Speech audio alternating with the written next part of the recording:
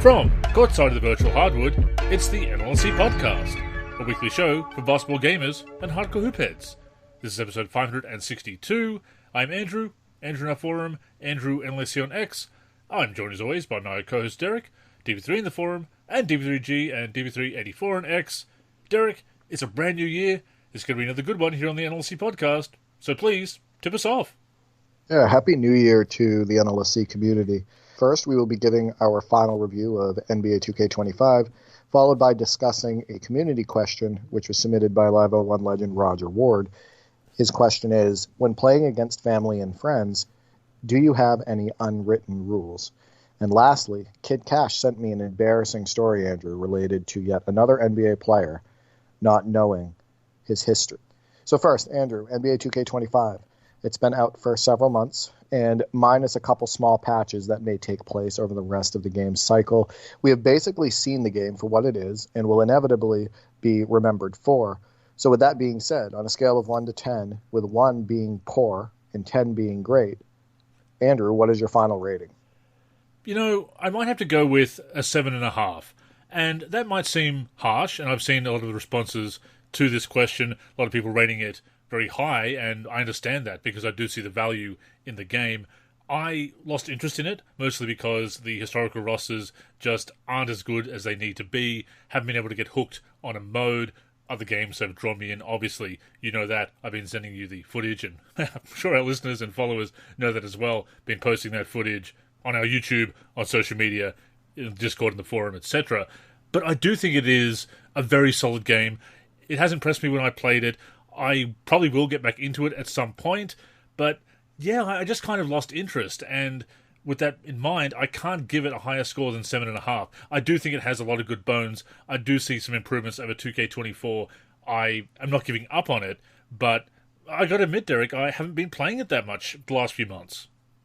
I'm actually surprised you're giving it that high of a score when you really have no interest in picking it up even after a few months. And I think that usually when that happens, it has very little to do with depth and mostly to do with the gameplay, right? Because you can go back, right? You can go back and play many titles from the past that are shallow in depth, right?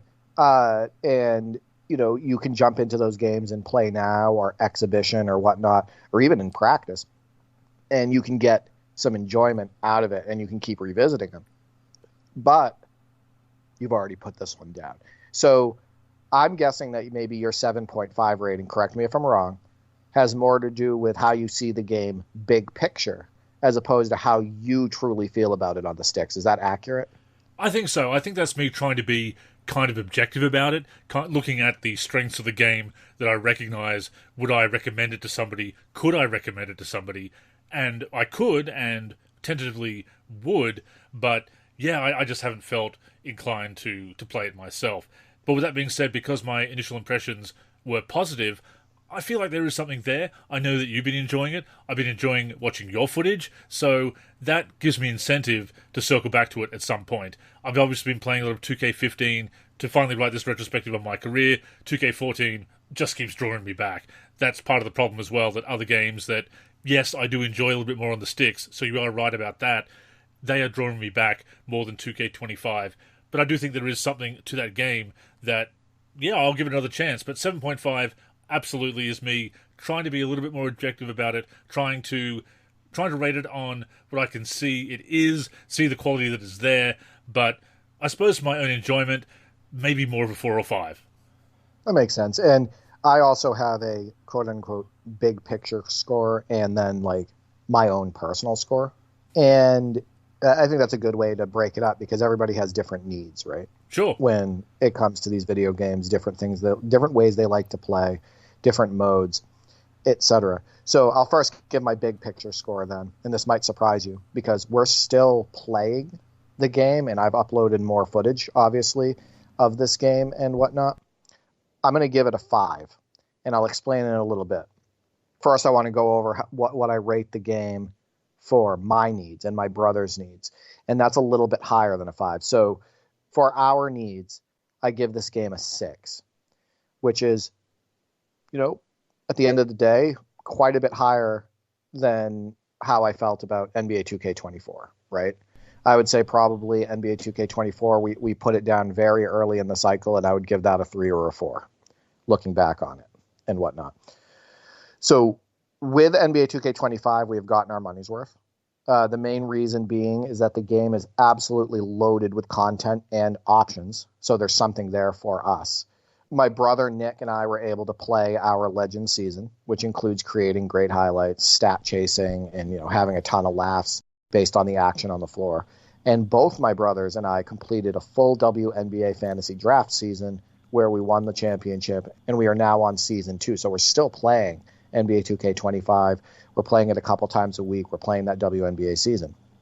I think the gameplay has improved enough over 2K24 where we were able to stick with the game up to this point. I think pro play got a lot better this year. I think that's not debatable. Yeah. Shooting improved slightly. I like the different shooting options. I still think it's inferior in many ways to many past 2Ks and some of the NBA lives. But it definitely showed improvement. That's a positive sign. And I didn't feel like I was always fighting the game. I think with the WNBA fantasy draft season, like more often than not, we're having more fun than frustration. That's huge. And and that's huge, right? Exactly. So people are probably wondering why I scored it only a 6. We have over 200 hours into the game. We're still playing it. Obviously, I've highlighted the positives.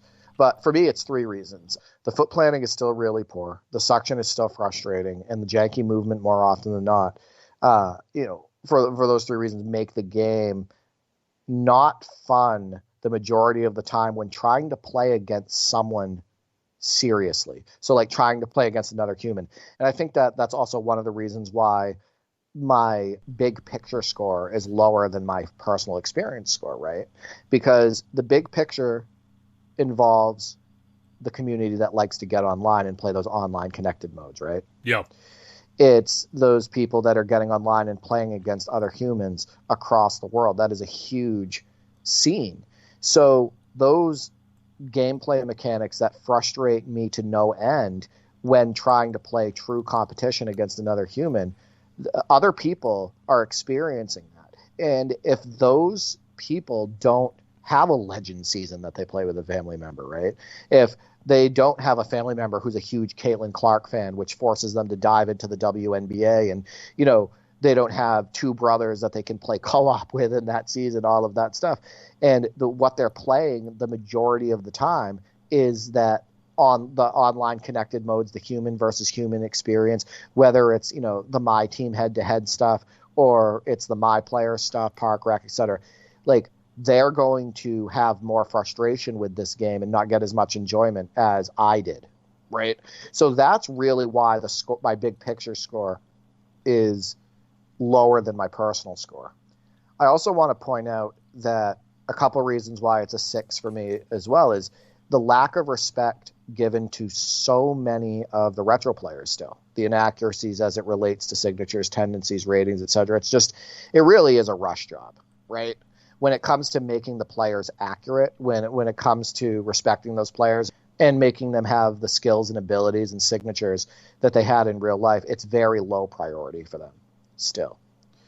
And then lastly, the predatory nature that still exists in My Team and the other online connected modes in general, the gambling mechanics, the intentional grind, all of that stuff is still there in a big way, and I just don't think it's fair to our fellow gamers. So my final score for NBA 2K25, personally, is a 6.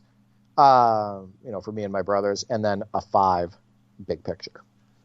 No, that definitely makes sense. And some of the people that responded to your question on social media also did multiple scores and said, well, I'm enjoying it this much, but this mode ranks a little bit lower if I'm going to break it down. The microtransactions, of course, lower scores, whether it factors into an overall score, the big picture score, as you put it, or whether you do divide it up. It makes sense either way. And it is important that we acknowledge those issues.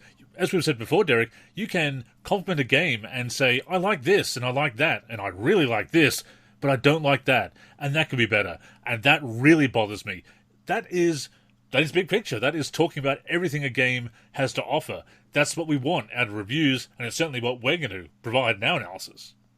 Yeah, exactly. I think that there's too many people when it comes to giving feedback for these games that are only focused on what they play, right? Yeah. Or extremes, or extreme views, yeah. Right, or extreme views, right, exactly. I think that we all want these games to get better in totality. Like, we want these games to improve for everybody, right? And that's why, we try to be as detailed as possible here on the NLSC podcast as it relates to feedback, as it relates to critiques, as it relates to praise too, right? Like what we want to keep in the game, right? Like, keep that pro play stuff going, please. Yeah. Like, I would absolutely love it. I love what they did with Pro Play. I love the full integration. Keep that up. Maybe bring it more into the classic players, etc. So, Andrew, let's get to the community responses because there's quite a few. So, again, I asked the community, now that NBA 2K25 has been out for several months, what are your thoughts? Give it a score on a scale of 1 to 10, 1 being poor and 10 being great. At Bucky_T Gentry states, because of rim mechanics coming back, improved pro play, great graphics, I'd give it a 7. If they fix the legacy gameplay issues, this could easily be rated a 9 or 10 in future titles. And I agree with that. I think that if they could fix those legacy issues that came in, especially with the 2K18 motion system and then the revamped 2K20 motion system, they can fix some of that janky movement. They can fix the foot planning, how change of direction feels. If they can make shooting make a little bit more sense from a realistic basketball perspective, if they can make the action a little bit less canned and less feeling like you're stuck to players all over the floor. Yeah. You know what? Head to head would be a lot more fun for my brothers and I, right? And for people online and all of that stuff. And they could absolutely elevate people's scores to an 8 or a 9. And that would be reflected on Steam reviews, right? Which have now been negative or mixed for years. It would show on Metacritic. It would show on people's YouTube videos as it relates to gameplay. So I agree. I think that if they fix some of those gameplay issues, the game could definitely shine more for a lot of people. And I think after those down years and the high expectations of NBA 2K, the high bar that they've set, and falling short of that in many ways since 2K18, bringing in that motion system, as you said, that you do want to leave room for improvement. There is definitely room for improvement. So I see why he raised it to 7, and he's got a clear idea of what would make it a 9 or better. Exactly. Chosen One at King J. May states 7. I just dislike the shooting mechanics. Impossible to time online. You and I have talked about this before. If shooting mechanics aren't sharp in your game to begin with, and then you have to deal with a little bit of lag, it can be impossible. And I've heard and seen countless complaints about the shooting this year and how it doesn't make sense and how it's super frustrating for most gamers. So I hope that they work on that for 2K26. I see where he's coming from. Yeah, and look, I won't go into a whole tangent about it, but this is why when people say, oh, it's a skill issue, get good or whatever, it's not just about being able to master the mechanics on the sticks. You can do that offline, but if it's a whole different ballgame, literally online because of the lag, because of that online support not being what it needs to be, then that is a problem. Those are problematic mechanics. Agreed. NBA 2K25 community states 9.5 or a 10, so enjoying the game. Scriptedy at Scriptedy states 8 out of 10, huge improvement from last year, and it's nice to see 2K finally standing on their vision for realism instead of giving into the park community like years prior. Already can't wait for 2K26 and what it has to offer, not going to lie. So you're going to see some high ratings in here, and this is actually nice to see, Andrew, right? Yeah. Because we got far worse feedback on NBA 2K24 when we asked a similar question last year. The scores overall and the feedback were lower. And you're going to see some 8s, you're going to see some 7s, you're going to see some 9s, et cetera, a couple 10s as well. So I love that for our fellow gamer, right? And I think that part of the reason why the scores are higher this year is just the attention to detail as far as authenticity when it comes to pro play. And I feel like people overall feel like the developers listen to them in a couple key areas. And I think that's why scores are a little bit higher. For sure. And going back to Bucky T's comment, looking at ways that it could be a 9, as he points out, I think there's optimism in that. Yeah, I think that the whole I can't wait for 2K26 is nice to see. Oh, right? That too, yeah, absolutely. That's because that's basically what Bucky T is kind of saying as well, is there's enough here to be optimistic for the next release, right? Because if they are able to fix some of those legacy issues, some of the issues that I mentioned as well, etc., that Bucky T would pick up the game a lot more. Yeah, there's no, they're never going to fix this, so this is as good as it's going to get. Right, exactly. More optimism. Rocket Jeff Cortina states, gameplay or standalone, it's an 8 out of 10. Community, the tone of it, and PvP interactions, examples, cheese, meta, etc., 2 out of 10. And finally, microtransactions, still egregious, 1 out of 10. Rock, as usual, him and I used to talk quite a bit, thinking big picture, right? If you look at his ratings, his overall rating for the game, big picture-wise, would probably be around what I said, right? Like a 4 or a 5, because he's mentioning the PvP issues, right? Those online connected mode issues, and the tone relates to that as well.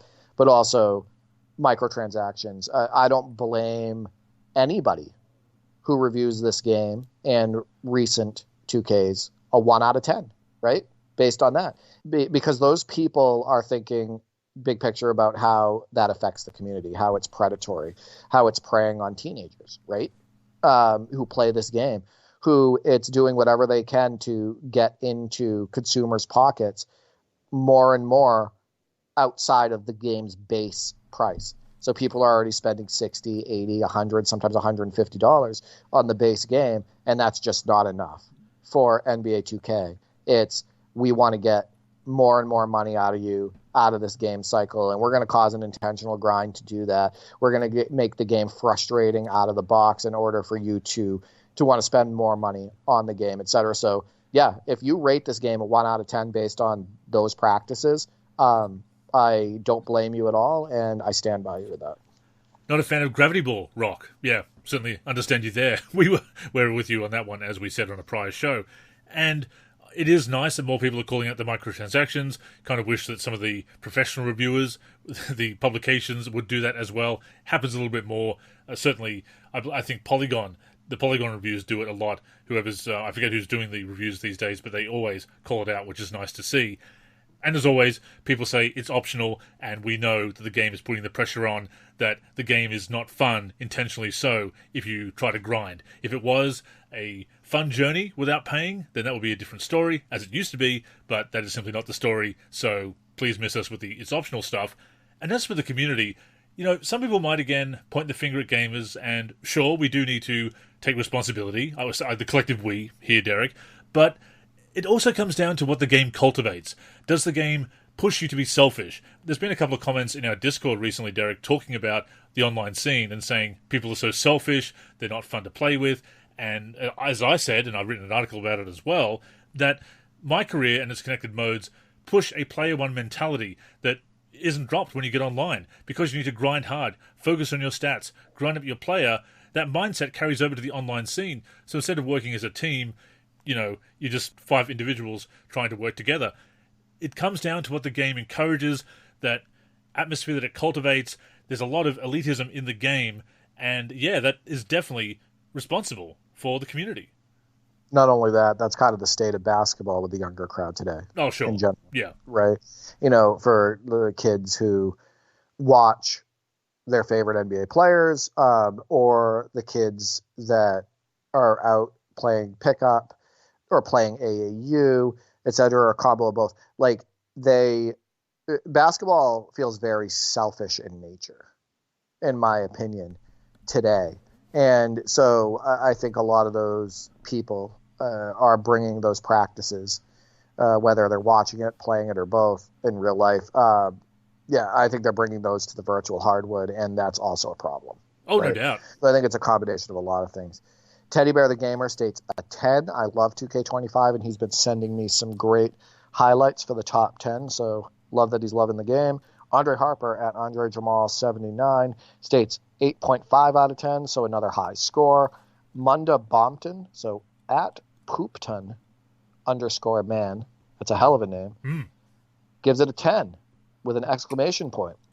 John Doe at Guy in the Jacket states boring, nothing to do, gameplay is just okay, 5 out of 10. So yeah, I mean, nothing in the game is hitting for him, right? He thinks the modes in the game are boring. He doesn't like to jump into play now.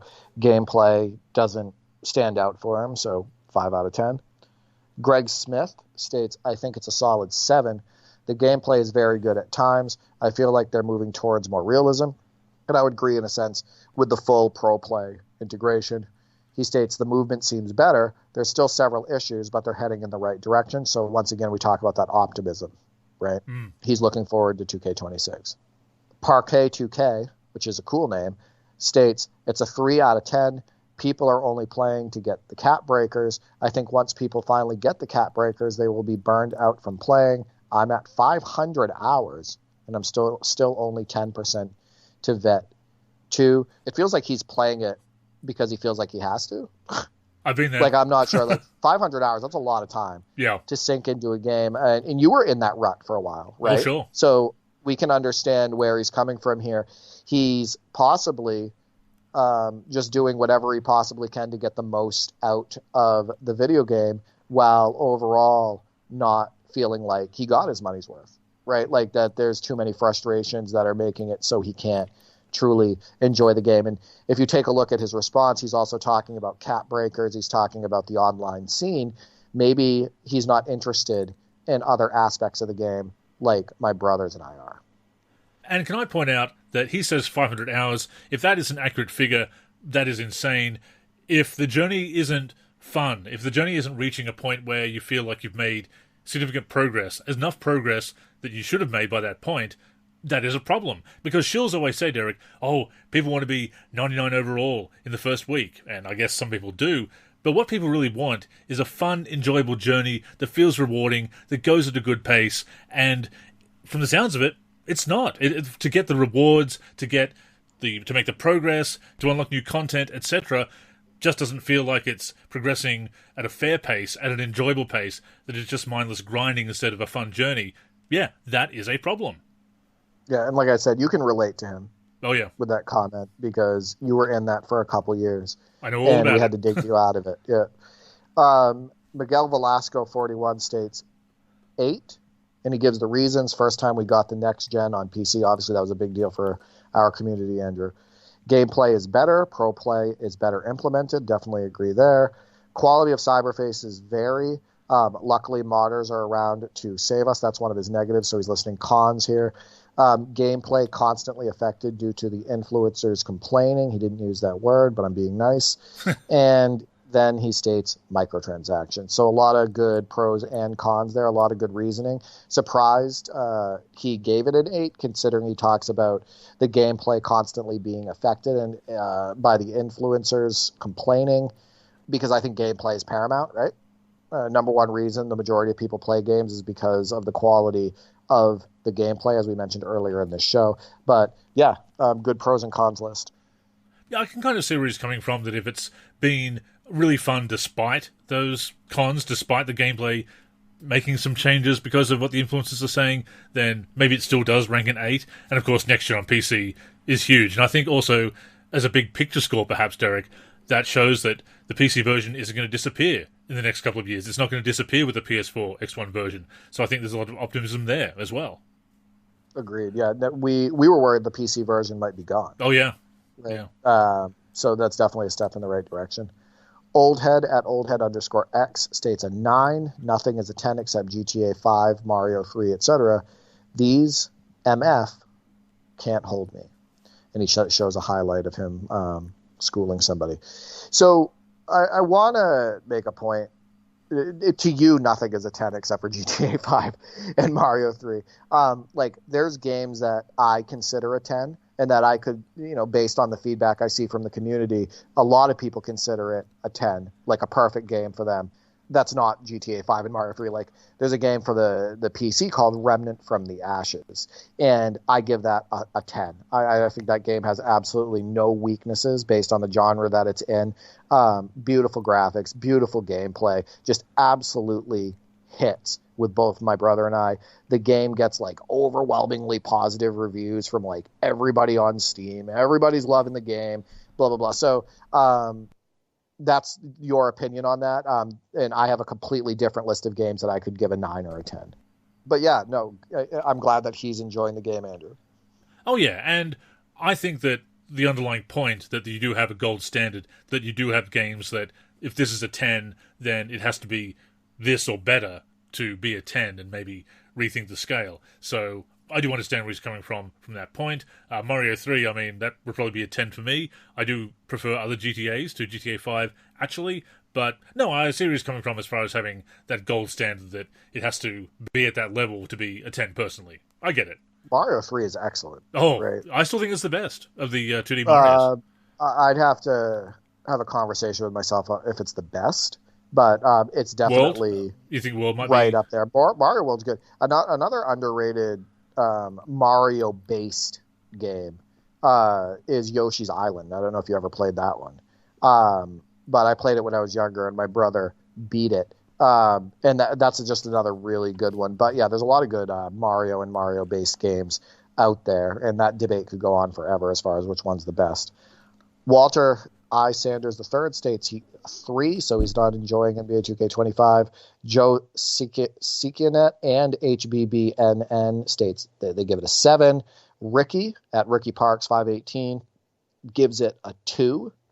Snake at Snake 2022, when first released, a 10. After patches, I'm still in limbo. I did see some complaining, some rumblings about some of the recent patches, and yeah, that's just gaming in 2025, unfortunately. Yeah, that does make me a little bit concerned about jumping back into it, but you're still having a good time, so I trust your opinion. Yeah, for me, it hasn't changed the gameplay that much because of the way we play. And I'll be playing offline as well, so I'm kind of following your lead there, yeah. Right, and a couple of the patches had to do with massive slider tweaks, which was actually pointed out by the Live King, I believe.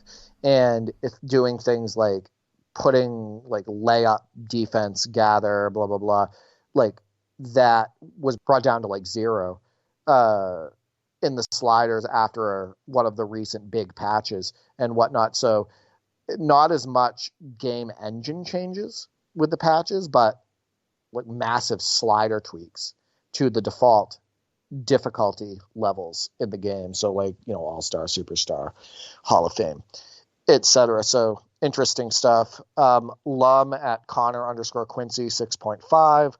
And lastly, Las Rojas states 6.5 out of 10. My NBA is so trash because of the sliders and failed shot tendencies. Good work from the community to repair it, though. So, yeah, I recommend a lot of people go in and do your own slider tweaks if you know how to do that. Unfortunately, my opinion will always be the same on this. The game needs to be strong out of the box. It needs to give a good first impression. People shouldn't have to go in and mess with countless sliders and the players' ratings and tendencies and all of that stuff just to make the game enjoyable, right? I think that what makes a game like NBA 2K17 so great, which we've talked about several times, is that out of the box, the game played great, right? You didn't even need to mess with any sliders. You didn't need to mess with the settings. You didn't even need to change the difficulty level if you didn't want to. You could just jump into play now or jump into a season on the default difficulty and just have a good time. So, I don't think the games have been super strong out of the box over the last few years. But I will say that for us, NBA 2K25 was better out of the box, right on release day with no tweaks than NBA 2K24 and NBA 2K23. I agree, and I also want to point out here that a score of 6 or 7 or 7.5 or whatever might sound low. 6.5 to 7.5 might sound low, but I think when it comes to ratings, people often do go towards the extremes. This is why they got rid of the ratings on YouTube, Derek. Why they went to a binary like and dislike system. People were just going 1 star or 5 stars. So there's a lot of ground in between. And a game that is over 6, 7.5, etc., that's still a pretty good game. And I think there's a tendency with long-running series like this that we've had a lot of great releases. We have very high expectations. So kind of to Oldhead's point, that if certain games in the 2K series are a 9 or a 10, then whatever new game comes along has to equal that in quality and also enjoyment for us to give it an 8 or a 9 or a 10. Yeah, I think that this game is impossible for me, big picture-wise, to give it higher than a 5. And the reason is because of those predatory mechanics, right? Because I don't think the game is fair to the gamer. I think that there was an obvious intent to design the game in a way that basically pressures and oftentimes forces people to put more money into the game after their initial purchase. And because of that, and because of the gameplay issues that I mentioned, which are commonly mentioned when talking about the issues with these recent 2Ks, and the fact that the lack of respect given to the classic players, like, I can't give a big picture rating higher than a 5 for this game. So, yeah, and I have my backup for that. I have my detailed reasoning. And again, to anyone who wants to say, well, you don't have to pay, and a lot of people don't, yes, that's true, but the alternative is to grind hard and not have fun, not have a fun journey in a game, a toy, something that's supposed to be fun, a fun activity. So those are your choices. Grind really hard and not have fun, or pay to skip the grind. Not a good choice. I want to give an example of a real-life situation that happened recently that I would give this garage a 1 out of 10, okay? So I brought my brother's car to a local garage, and they told him in order to fix his car and get it inspected, it was going to cost $2,500, right? And I was like, this doesn't make sense. So I brought that same car to my trusted mechanic. And this garage gets like 5-star reviews on Google. They are excellent. The only reason why I had brought it to that other garage that quoted $2,500 is because the engine was overheating. I was nearby and I wanted to take a quick look at it, right? And I didn't want to drive it home at that point because I was driving his car at the time.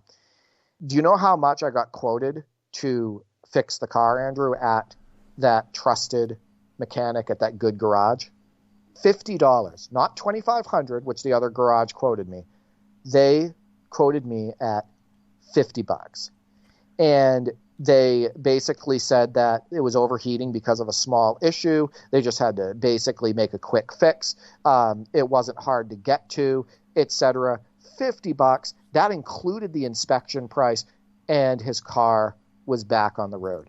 So the point I'm trying to make on this is there are people that will pay that $2,500. A lot of people would pay it based on the pressure applied to them by that garage, and often not knowing any better, just like these kids as it relates to these microtransactions, as it relates to responsibility with that money, as it relates to the pressure applied, etc. There's a lot of people who are going to get that report from the garage, and the garage is going to say, listen, there are a lot of problems with this car. These are the problems. This is how long it's going to take us to get to those problems. We have to order these parts, all of that stuff. But your car is not going to be safe on the road unless you get these things taken care of. And so people will spend that money. The point that I'm trying to make is that a lot of times people pay these prices, like the $2,500 that didn't need to be paid. They do it because of not knowing any better and because of pressure, right?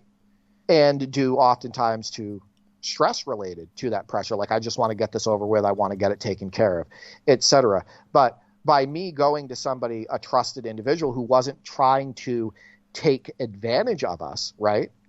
A 5-star rated garage, that, we were treated fairly.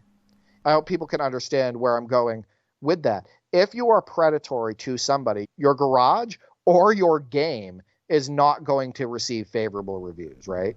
And that's when you see the Steam reviews for these recent 2Ks, whether it's, mixed or negative, etc. So you see where I'm coming from with that comparison. It's funny that you mention it, because I had a similar issue with the place I used to take my car to get the safety inspection, to register it every year. And they said, well, there's a problem with it, we can't pass it. Oh, but we've got a car that we can sell you. And I took it to a different mechanic, not too far away, that had some great reviews. And they said, no, that is absolute BS. It is absolutely roadworthy. Passed it. And they've looked after me ever since with other issues. I do have that Toyota that run like a dream. It's 29 years old this year, and it's holding up pretty well. But they are looking after me with any issues that I do have, and doing that safety inspection for me every year. So absolutely, I've been there with mechanics, and it's kind of a running gag with mechanics and other tradies as well. And even in my line of work, computer repairs, Derek, there's a lot of crooks there. People trying to take advantage, trying to charge too much and charge the price of a new computer to barely fix an old one, to just do a virus removal or something. So read reviews, shop around, get a second opinion. That is definitely some advice there. But as far as games go, yeah, do not give in to the pressure. Yeah, the garage that tried to screw you over, you would give that garage a 1 out of 10. Yeah. Right? Because they tried to screw you over. They were predatory. The garage that tried to charge my brother $2,500 for something that only cost $50 to fix. Insane. That is a predatory garage. I'm going to give that garage a 1 out of 10, right? Based on that personal experience. So people, use common sense. Don't fall for the predatory mechanics. Do whatever you possibly can to not put extra money into these games over the base price. Two kinds of predatory mechanics there. There you go. Andrew's got jokes in 2025. More to come on future NLSC podcasts. But we also got some responses to this question on Facebook, Derek, so we'll go over those now. Kleeman says, 1, because it's not working good, too much lag on offline games. So yeah, if you're encountering any technical issues, and that may be your hardware, of course, but also optimization is an issue with PC releases, yeah, if it's not working properly, you probably are going to give it a lower score. Yeah, exactly. And King J Mace gave 2K25 a lower score based on how shooting feels online, right? Based on that lags. Yep, totally get it. Rill says 9. Improvements of contact animations compared to past NBA 2Ks. Would be 10 if there was no stuttering. I mostly play offline mode. So, yeah, once again, some technical issues there. As we've said before, Derek, we think that it might be related to certain cards because it's running fantastic for you. Seems to be an NVIDIA issue. Has been running fine for me on my NVIDIA card. But yeah, once again, if you are having some technical issues, that is going to affect the score. Yeah, I think that there were a couple NVIDIA cards, popular ones, that were pointed out to be having issues.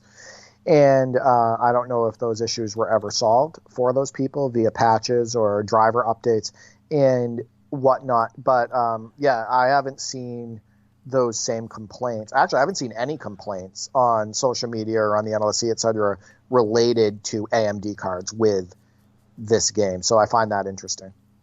Morris says, I'll give it a solid 9 to 9.3.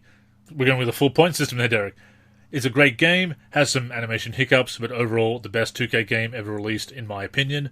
High praise. I'm not going to tell anyone they're wrong if they feel that way. I might pick another game myself. Yeah, and I'm glad he's getting that enjoyment out of it. Absolutely. Right? It hits with him. You know, whatever he's playing for modes and stuff, he's having a blast, and that's what we want. Yeah, we'd like to have these games be better than the last. Not always the case, but ideally, for all of us, and at least some of us, and for him, it is, so that is great to hear. Jet says, I'll give it a 9, only because I've been a PC player most of my gaming life, and this is my first shot at playing it on next gen. I gotta say, this is the most fun I've had playing 2K in a long, long time. It's not without its flaws, though, and I do suspect I might have some next-gen rose-tinted glasses action going on, but for now, I'm really, really enjoying it. I've been a Hall of Fame player since Forever 2, and I'm still working myself up to Superstar, still haven't pushed myself to take the jump, LMAO. And yeah, that's another thing, that play on the difficulty that works for you, the sliders that work for you, Don't worry about what anyone else says. Also, the camera angle that works for you, Derek. Yeah, everybody has their own personal preferences and skill levels. Like, for me, I've stated that All-Star, in my opinion, for the average NBA 2K gamer, Pro or All-Star is it, right? Default settings. Maybe you lower the body up sensitivity in the sliders. But for the sweet spot for my brothers and I is Superstar in that game, whether we're playing co-op or we're playing head-to-head. I think that Superstar is much more playable this year than it was on NBA 2K24. And yeah, there were definitely a lot of cool camera views added to this game. They still don't have a strong isometric view, which hopefully in the future we get that, something similar to like NBA Live 95, some of the classic NBA Live titles, the crowd cam that was in NBA 2K8, which is just absolutely perfect, etc. So, I would love to see a nice zoomed out, good view of the court, isometric view in NBA 2K. I remember we played a game recently where we could actually edit the camera and really change all of the camera settings. I want to say it was one of the ESPN NBA Tonight games. Might not be. We'll have to go back and look. Yeah, there was like a field of view option, FOV. I know which one you're talking about. There's like a height setting, and then like kind of similar to what we have for options now, but just a few more. It would be cool to have more customization options as it relates to the view. And finally, Kieran says, I preface this by saying I'm no longer playing my career or my team. Good move. Just playing seasons in my NBA, offline only apart from sharing created rosters and players. Overall, I'm pretty pleased, I have to say. I waited several weeks to see what the community thought before buying. A few big improvements on the realism front. Play movement feels better. Authenticity to real-life counterparts, current players, with shot mechanics, ball handling, and tendencies has gone up a level. Shooting success is more realistic too. In real life, a contested shot doesn't mean automatic miss, which is what we saw in previous versions. Retro content is fairly important to me personally, and they continue to expand on included plays, which is great. However, still a ways to go with this, as well as the authenticity for retro players. As we well know, Derek, it takes some playing to fully adjust the sliders to one's liking, but the capacity for customization in this way is really high, allowing the user to really personalize their preferences. A rating of 8 out of 10, best version of the game I've played in a while. And yeah, that echoes a lot of other people's thoughts that it is the best in a while. We said that we like it more than 2K24 at the very least, and some other games on this generation. So yeah, that is some good news, Kieran. Yeah, I'll say this about the shooting. One nice new implementation related to gameplay in NBA 2K25 is the fact that height really matters as a shooter. We take advantage of it when we're playing against the computer, my brothers and I. If we have a taller shooter on a shorter defender, we have more confidence in taking that shot, right, in this game, because you have a higher percentage chance of hitting it this year because you have that height advantage. And that is a classic thing with video games. That's something that other video games in the past have integrated.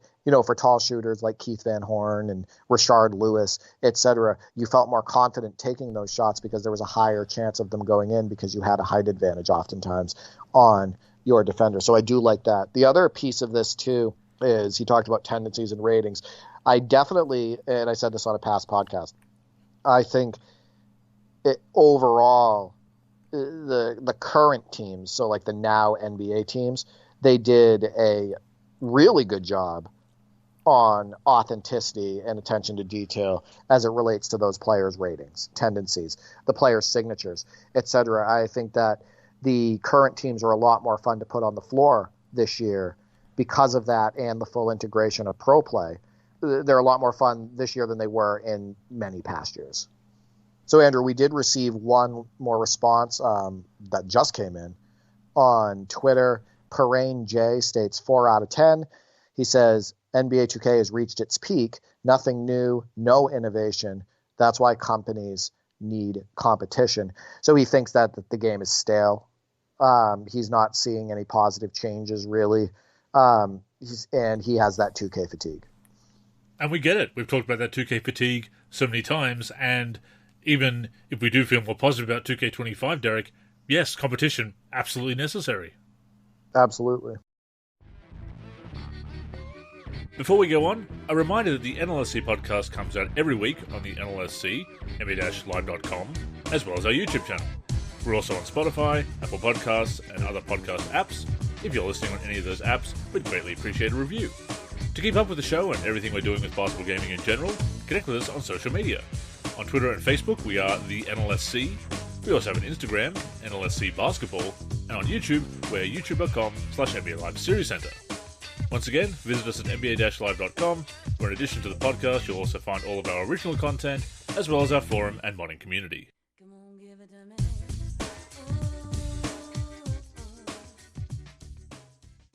Let's get to our second main topic. And this is a question that was submitted by Live 01 legend, Roger Ward. He was also a guest at one point with Nate on the NLSC podcast. It would be cool to have them on again at some point. He states, when playing against family or friends, did you have any unwritten rules, aka gaming honor? It can involve which sliders you can tweak, cheesing certain aspects of the games, etc. So I'm going to answer this one first. So in our house, we have many. So if you have possession of the ball and you start to do subs, as your opponent, we can't steal the ball. So if I'm playing against one of my brothers and I see the sub screen come up, I should honor the fact that he's trying to do subs at that point, and I shouldn't be going over and trying to get a cheap steal. That's a good one. Yeah. Second, if you have possession of the ball and the other player starts doing subs, you can't attack until they're done. So that would mean, I have possession, I'm dribbling up the court, and I see the sub screen come up. And instead of taking advantage of that and just driving to the hoop and laying it up or dunking it, etc., I let those subs finish. Now, obviously, you don't want to make that a regular thing because that would also be unfair to me on offense, because I shouldn't have to lose precious seconds on a shot clock because you're trying to do subs on the fly on defense. But that's like an unwritten rule in our house. Another one is in fantasy drafts, if you intend on making a trade, the player you are trading for can only be one overall higher than your player. So if your player is 84 overall, you can't trade for anybody higher than 85, no matter what. If you are in a game online, on Parsec or otherwise, and you notice that lag may have impacted the other person to the point of a failed possession, you intentionally make a turnover to give them the ball back. Stildo and I have done that in the past. We've done that, yeah. And you and I have done that. Protected players in fantasy drafts based on favorites. This is an unwritten rule. We never talk about it, but we know that we can't take certain players. So my brother Nick and I are not allowed to draft guys like Walter McCarty, Walter Herman, Kyle Korver, or Rick Fox, because those are Mark's favorite players. Mark and I are not allowed to draft Kevin Garnett because that's Nick's favorite player of all time. And Mark and Nick are not allowed to draft Clyde Drexler, Jason Williams, Carmelo Anthony, D. Brown, or Allen Iverson because they know that those are connected to me. Like they say, they feel like dirty if they take them, right? Like if they use them against me, it just doesn't feel right. And then lastly, enemy players. So none of us are allowed to draft Ray Allen. Ray Allen is the ultimate villain, whether he's used by the computer or by one of us on a team that we're not controlling for the season. Ray Allen is just a nightmare to play against, and none of us are allowed to have him. He needs to always be a villain. And those are some good rules across the board, and they keep things fair, they keep things fun, keep it civil. Obviously, there's going to be some heated moments and some trash talk and what have you, but I especially like that unwritten rule about not taking each other's players, because that way you're all getting your favourite players, no one's screwing each other over, so it is just maximising the fun, and that is what these rules are supposed to be about. Exactly. So what about for you? Well, I haven't played against people as much as you have growing up. I did play NBA Jam Tournament Edition quite a bit against my friend Danny, and we had a rule that if you used cheat codes, because we would punch in the cheat codes, we had the magazine with all the codes, dunk from anywhere, on fire, goaltend, etc. Although, of course, having goaltending off when you're on fire permanently is kind of a moot point, because that is one of the perks of being on fire. But basically, we either specified no cheat codes, or if we do use cheat codes, we both get to punch one in. If somebody messes up the code and doesn't get it in, so that only one person has a code activated, or two codes activated, or whatever, we quit the game and start again, so that we both have power-ups to just go crazy against each other. So that was a good house rule there. So with your cousin Clinton, who you stated you played a lot with, growing up. Did you guys ever play against each other, or was it almost always co-op? Always co-op. Yeah, I don't think we ever really went against each other. I think the only time we kind of went head-to-head was in Mortal Kombat, basically just to do all the fatalities on each other and see all the fatalities in a game. Yeah, but whenever we were playing basketball games, it was always co-op. Who would you say is better, you or him at basketball video games? These days, probably me, because I've been playing them longer. He's a lot better at soccer games. In real life, he's also a lot better at basketball as well. Oh, nice. I didn't even know he played. Oh yeah, he was a rep player back in the day. He played in the higher levels. I only played locally. Awesome. Was he a tall guy, or what position did he play? Might have been a taller swingman. He's about 6'1", 6'2". He's about my height. Yeah, so it's about my height as well. So let's get to the community responses, Andrew. Once again, great question from Roger Ward. Yeah. This is excellent. It's something that we haven't talked about on the podcast before. So T Gentry at Bucky_T states, if any of us were getting dubbed, quote, down by more than 20 points, end quote, then that's a W. That's how competitive and how close we had to keep the games. This applied to me playing against my cousins, brother, uncle, friends, etc. If I was down 15, I had to grind it out to not get dubbed. That's kind of a cool way to think about it, right? Puts more pressure on you as well. So let's say it's the third quarter and you go down by 15. You are feverishly making sure that every single possession you are trying to get the best shot in order to not get dubbed, in order to not go down by 20, in order for that game not to end. So, yeah, that's an interesting one.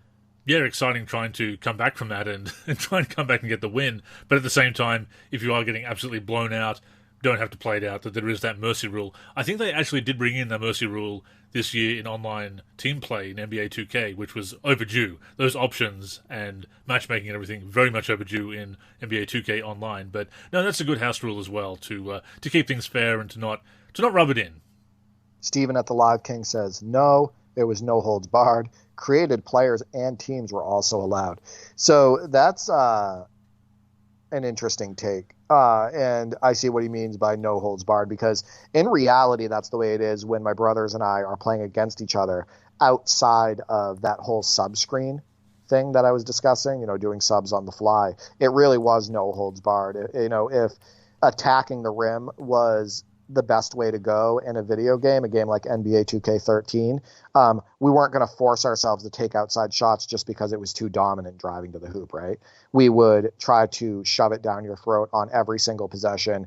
Like I stated, I made my brother quit NBA 2K13. He quit the whole season because we were playing and I was using Russell Westbrook in a fantasy draft, and I did like 7 spin dunks in a row on him. Yeah. And he was like, I'm done. This is enough. This is stupid. But it was no holds barred, right? Yeah. Like I had that as an option, and I wasn't going to fake sim at that point. It's like, I'm trying to win the game, and if I can spin dunk on you with Westbrook over and over and over again, and you can't stop it, tough luck. So that's the way true competition goes sometimes. Yeah, and that's fair enough. And if everybody agrees to that and is willing to be a good sport and be a competitor, then yeah, by all means. Janet Zion Williamston states, when it's a close game in the fourth quarter, we try to force it to overtime, me and my brother. That's weird. Good for you. Maybe you guys just want to have a fun overtime game, but if you're both trying to force overtime, I wonder are you competing? Like, is that true competition? Are you allowing each other to score to get the score tied? So that's an interesting one. I'd have to dive a little bit deeper into that one. I kind of get it, because overtime can be rare in video games, because either the CPU is playing unfair or is really good and beats you, or you beat the CPU. And even in head-to-head games, overtime is not guaranteed that there's still going to be that definitive winner in regulation. So I can understand wanting the excitement of overtime and kind of setting it up, if you will. Just goes to show that we need scenario modes back in games, Derek. The scenario modes were fantastic back in the day. And it also reminds me of some of the trophies and achievements in games, especially NBA Live 10, where you had to replicate Dwayne Wade's double overtime game-winning 3. You really had to set that up. Yeah, and he could also be talking about co-op, right? Like he could be saying like a relaxed co-op game, and with him and his brother, and they like going into overtime, so they try to force it, right? Like there's just a lot of different ways that could be interpreted. But yeah, I love scenario mode stuff. I never really got into it in video games, but I've seen other people's videos go up as it relates to that, and they're a lot of fun to watch. Actually, I will say that that clip I sent you of Terry Hansen hitting that 3 to send it into double overtime, I really feel like that game, as part of the story in 2K15 in my career, was kind of rigged, because in both regulation and the first overtime, I was pulling ahead, and then the just rubber banded, and suddenly it was tied again. And getting that last shot in overtime, had to make the 3 to get it, didn't even green it, and in it went. I have my doubts, but I did win that game, and that was kind of an exciting moment.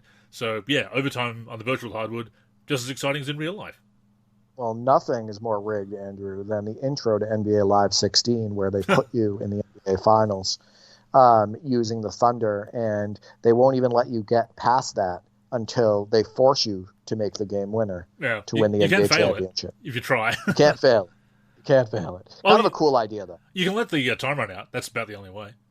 Yeah, that's true, too. But yeah, I actually thought that was kind of a cool intro Agreed. to the game. Kind of, the first look at the game's graphics and the feel of the gameplay. Kind of a neat idea. So Roger Ward states, the same gentleman who submitted this community question, he says, for the most part, whatever cheese you can get away with, we exploit. We adjust sliders in some live games to make it more sim, like lowering blocking ability in 04. Yeah, if you don't do that in NBA Live 2004, the canned blocks are just completely out of control. Oh, yeah. He also states, if one of us is taking a sip or puff during a free throw, we may miss on purpose to try to get a quick board. So yeah, that's understandable as well. I think that's at the fault of the user for doing that, so that makes perfect sense.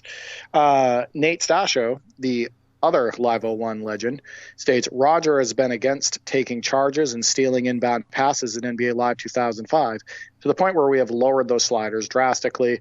Roger responded with, fake news. Nate started doing full court press from game 1, so I have to do it now too. And the charge cheese was a Stasho bro invention as well.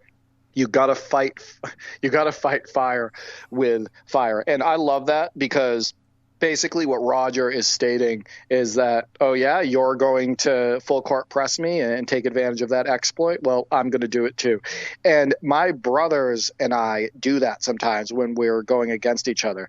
If one of us is pissing the other one off by taking advantage of a certain set, taking advantage of a certain exploit in the game, the other brother is going to be like, yeah, well, I'm going to do the exact same thing to you down the other end of the floor.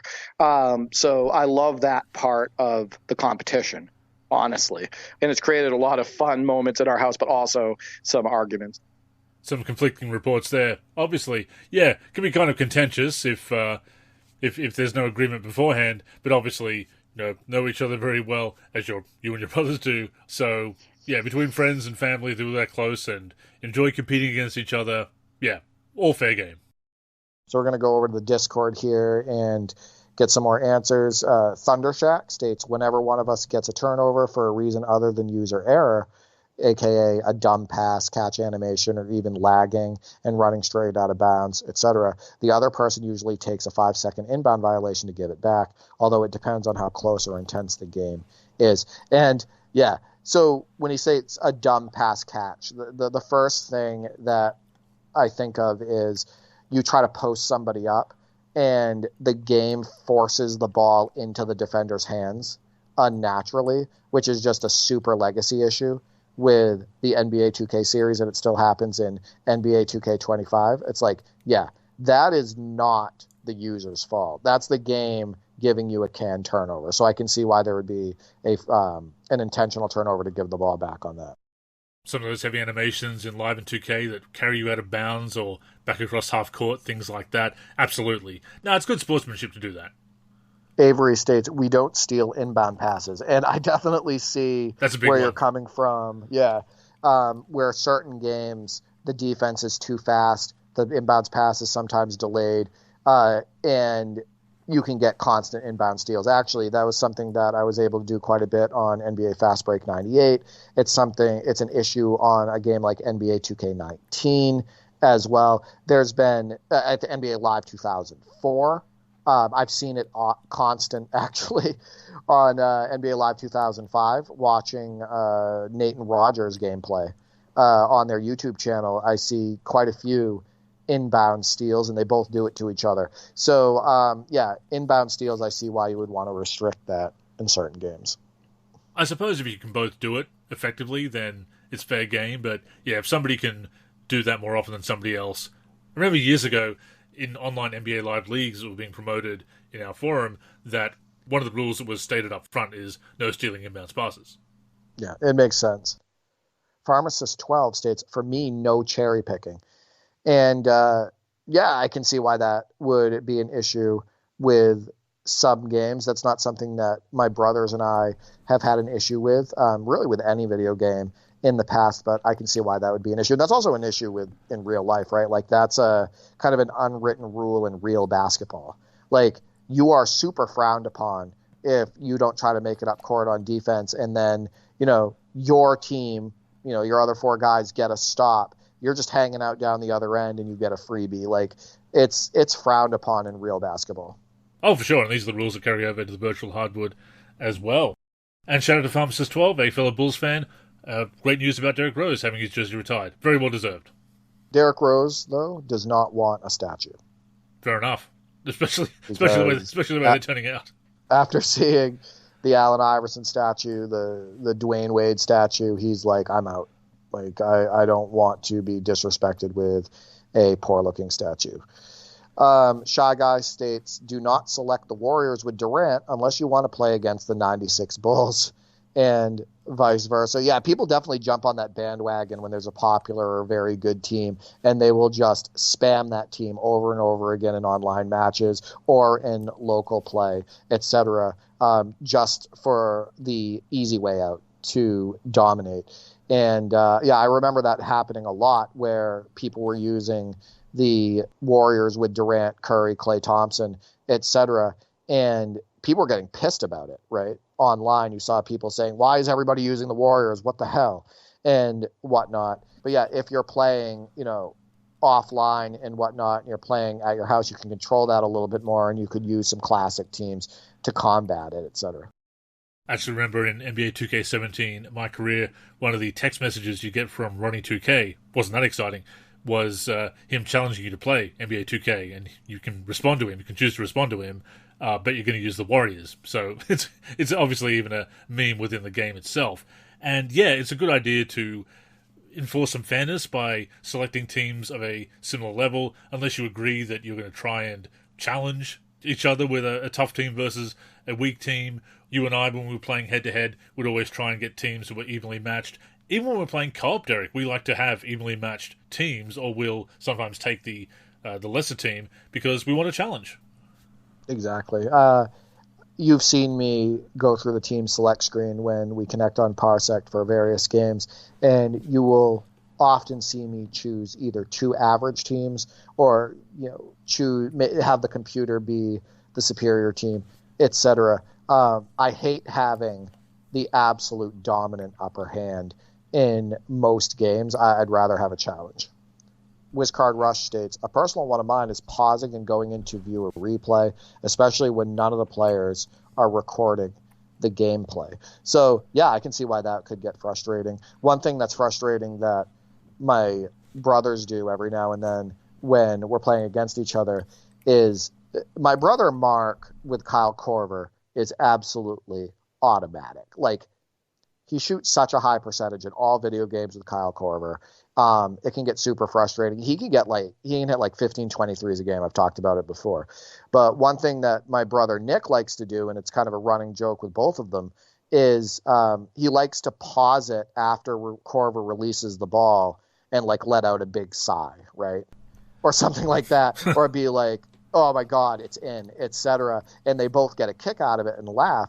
And one of the problems I have with that is the play is still going on, right? And that pause can interrupt you going for a rebound.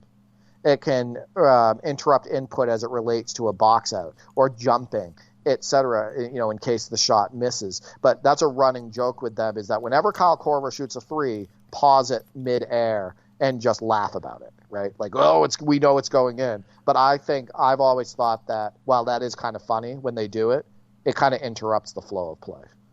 Oh, definitely, and that's why pausing the game in any competitive game is considered bad form. And you look at NBA 2K Online, and I believe NBA Live did it as well, limit the amount of pauses, timed pauses, so you can't just pause indefinitely and try and make the other person quit out of frustration, things like that. But playing locally, just pausing constantly and pausing at inopportune times, that is definitely poor form. Obviously a running joke there, even with the annoyance. But yeah, pausing at a bad time, or pausing at an opportune time, as the case may be, to get that advantage is definitely not the done thing. Yeah, and it's not even to get an advantage either. It's just to laugh about it. Well, that's the difference, yeah. But, yeah. Yeah. In general, though, a lot of people do abuse the pause like that, yeah. Yeah, exactly. So we also got a response on Facebook from JV, says, no dunks, no freestyle superstar layups or dunks. If you spam dunks and freestyle superstar finishes, the game would be super effing boring. Freestyle Superstars is obviously a very controversial mechanic, always has been. Live 06, you could disable all the movesets. Some people prefer to do that, which basically turned it into, in my opinion, an enhanced and fixed NBA Live 2005. No dunks, that's pretty harsh, but, I mean, house rules, if that's what makes it challenging and fun, go for it. Yeah, whatever makes it, fun and challenging for you guys. I will say that Freestyle Superstars, my brother Nick and I, when we play our Legend season, we play it co-op, and I got to be honest with you, we are constantly spamming Freestyle Superstars. We want to do a Freestyle Superstar play on every possession. It is addicting, Andrew. I can see why it would definitely be a problem in head-to-head. But yeah, for us, when we're playing co-op, it's constantly spamming Freestyle Superstars. We want to see that flashy dunk. We want to do that poster dunk. We want to do that layup with Kobe where he goes behind the back and finishes. We want to do that fancy pass with Magic. It's just constantly spamming it. Well, who cares about the CPU, right? I mean, it will cheat anyway. And Screw the CPU. They're not real. Yeah, and when the CPU is cheating itself because the Freestyle Superstar moves stop being effective. Exactly. So thank you to Roger Ward, Live 01 Legend, for coming up with that excellent community question. And for the rest of the community, yeah, if you have anything else you want us to talk about on the show, any topics, etc., just let us know, and we will try to add it as a segment. So Andrew, finally, Kid Cash sent me a video, and this is embarrassing, and I think you'll get a good laugh out of it. So Brendan Hayward was telling a story on an NBA show about a time when he was with the Wizards, and he had a talented big man on his team who didn't have good hands. And obviously this player is Kwame Brown. And he states that the team was in Philadelphia and that they were walking towards the bus, and that this unnamed Wizards player stated to him that there was a Philly doctor who wanted to work with him on his hands because, a talented player, but he needed to have better hands. And as we know, Andrew, Kwame Brown was notorious for fumbling passes, right? Yep. For having hands that were like made of rock. Like he wasn't good at catching the ball. He wasn't good at, he wasn't a great rebounder as a result either. The ball would just bounce off of his hands. And Brendan Hayward was like, why is a Philly doctor talking to one of our players? And it turns out that the doctor was not a real doctor.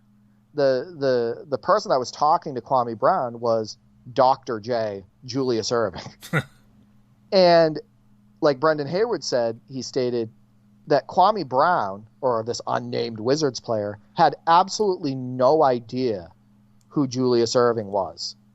And this gets me back to a point that I brought up a couple hundred podcasts ago when it was found out that Mitchell Robinson, a current NBA player, and I think at that time was in like his third NBA season or whatnot, he had absolutely no idea who Hakeem Olajuwon was. And his teammates were razzing him, making fun of him, etc. But how does Kwame Brown come up playing basketball, right? How does Kwame Brown be around basketball as much as he was, even if he had only started playing as a teenager? How are you that involved with basketball and not know who Dr. J is, who Julius Erving is? How did Mitchell Robinson go through all of those years? I believe he was in AAU. Like, how did he go through all those years as a youth basketball player, playing basketball his whole life, obsessed with basketball, trying to reach the highest levels of basketball, and as a big man, right? As a center. Like, how do you not know who Akeem Olajuwon is?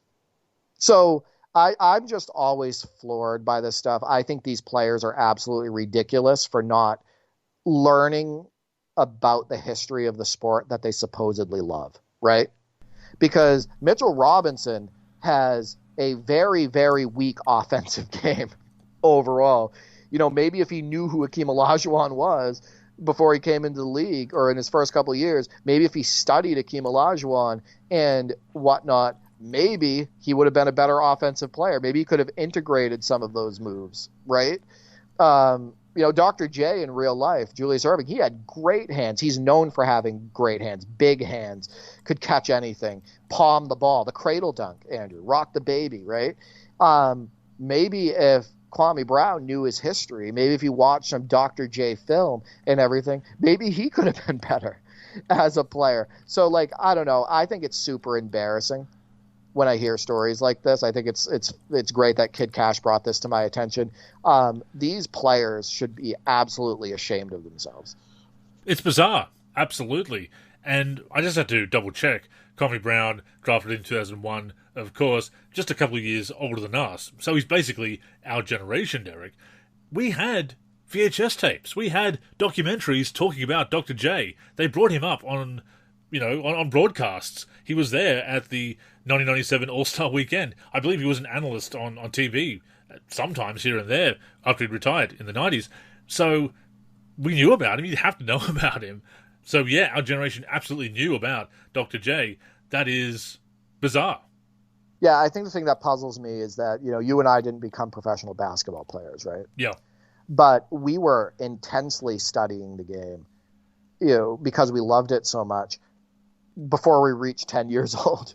Right? Like, I was doing some crazy studying of the game through video games, through almanacs, through basketball cards, all of that stuff, through TV, watching documentaries, watching the national broadcast, all of that stuff. I was doing that stuff at like 7 years old, yeah. Right? 6, 7, 8 years old. And that stayed with me because I loved the game. So constant studying of it. I just can't believe the comments I hear from current and former players as it relates to the history of the game and how just it feels like they were sheltered from it, but that's impossible, right?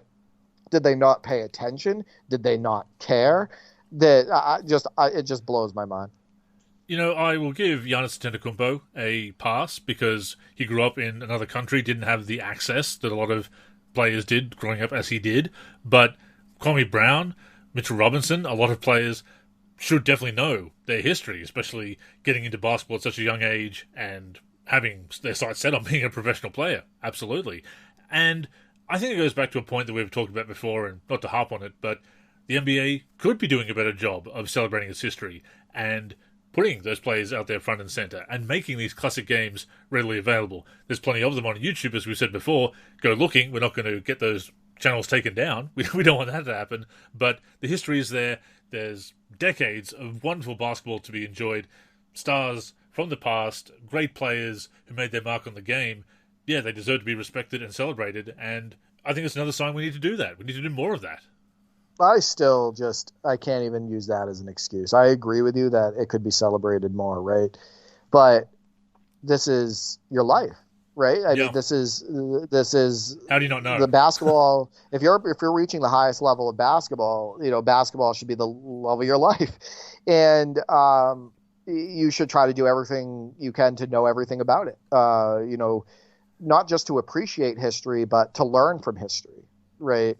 And I think that there's so many different avenues, even today, to just do research, even more oftentimes than what we had growing up, because you can look up anything online. Oh yeah, right. in a snap. There's still tons of videos of prior games and documentaries, et cetera, easily accessible on social media, on YouTube, et cetera.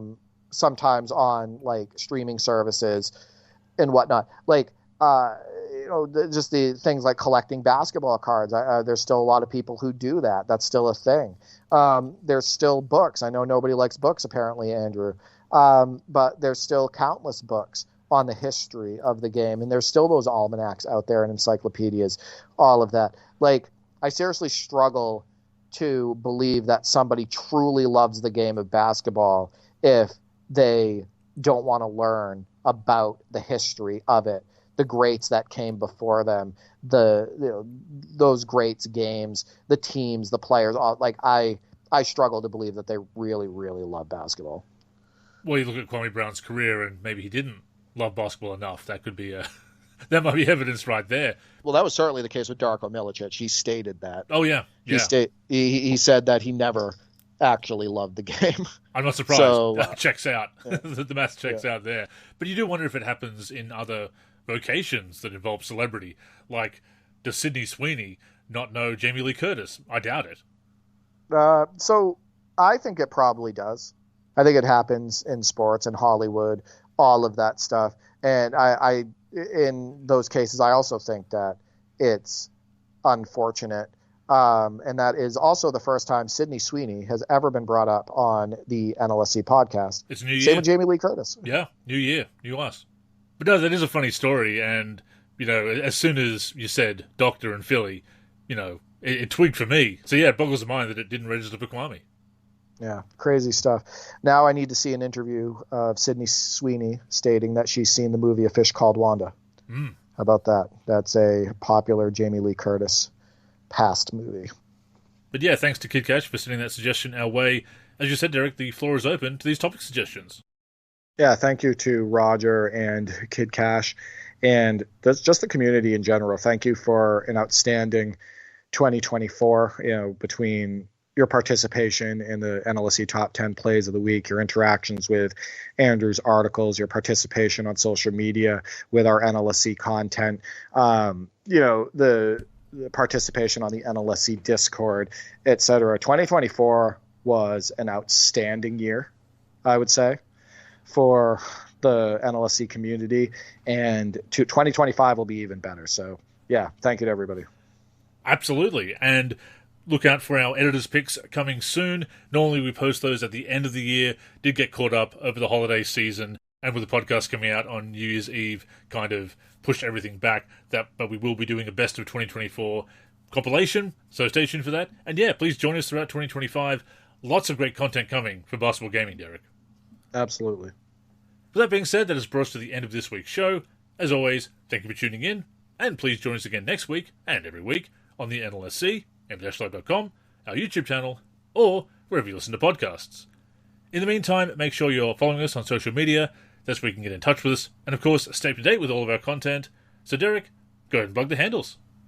Yeah, you can find me on X, formerly known as Twitter, at D43G and at D4384. I'm also on YouTube, D43, and on the NLSC, D43. As for me, I'm Andrew in the forum, and Andrew NLSC on X. The NLSC is on X and Facebook at the NLSC. We're also NLSC Basketball on Instagram and Threads. We're on YouTube at NBA Live Series Center. And of course, give a look to the NLSC itself, nb-live.com, for everything we do for basketball video games. So, thank you once again for tuning in, and until next time, I'm Andrew. And I'm Derek. Go get buckets, everyone.